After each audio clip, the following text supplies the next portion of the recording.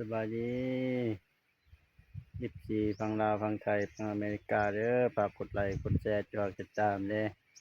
ช่องเบาโดเนาะมื้อนี้ก็มาอัปเดตชวนมาเบิ่งน้องปลาเต็มสิว่าเต็มบ่มื้อนี้ไปอัดคลิปมายังบ่ทันเต็มเนาะอัดแล้วนำนี่ลองมาเบิ่งเต็มหรือบ่เต็มทดลองมาเบิ่งเนาะ แต่ว่ามันเรือเลยมันเต็มเนาะโอ้ย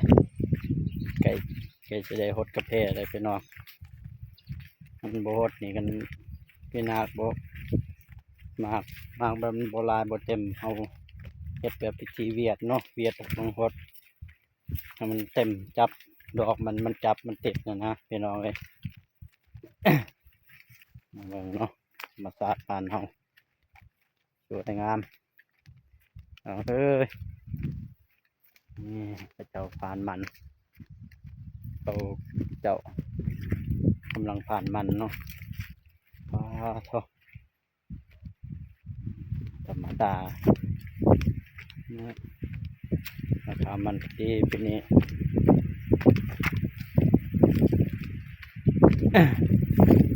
ลองมาดูเนาะเต็มแล้วเต็มโอ้เดือบนะเรือบอกเอกตายเลยพี่น้องเห็ดจะให้บอกนี่แตงน้ำปล่อยอีกง้อมเล็กไปมาเนี่ยเป็นปล่อยเลยนี่จะเป็นปล่อยแล้วเห็ดจังได้ดี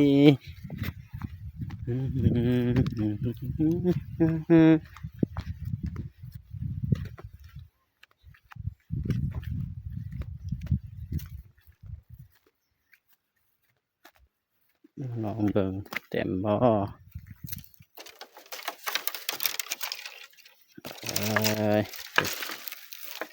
จะผ่านมันได้เงินให้พักมันก็ได้เงินนี่ฮาวานูวิธีนี้วิธีใดเนาะวิธีบ่เต็มเพราะว่า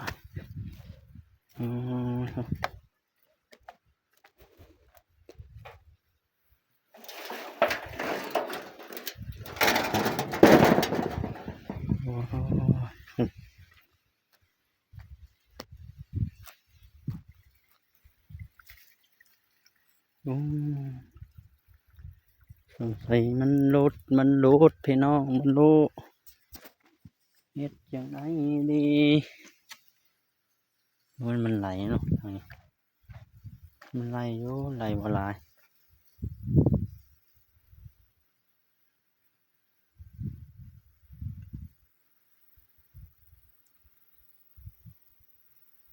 จับมองแหละมา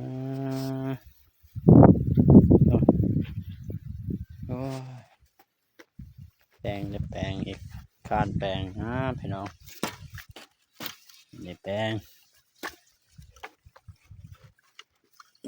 แปลงเขาเฮ็ดเขามางอีกโอ้ตัวนี้มันเขามางมันอันนั้นน้ำมันเฉาะนี่ตีนี่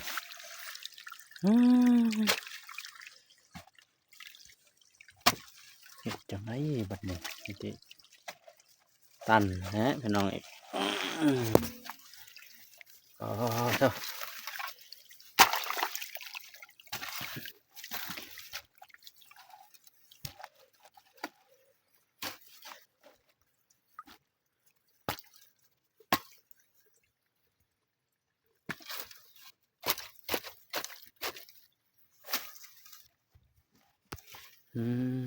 มันมีคนจับกองพี่น้องเอ้ยยากซาใช่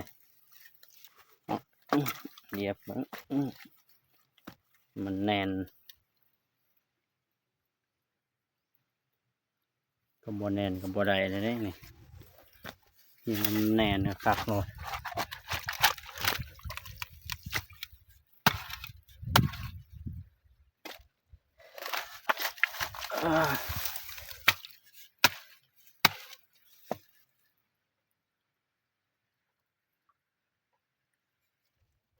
มันบ่เหยียบบ่คัดกับมันบ่นั่นเด้พี่น้องเอ้ย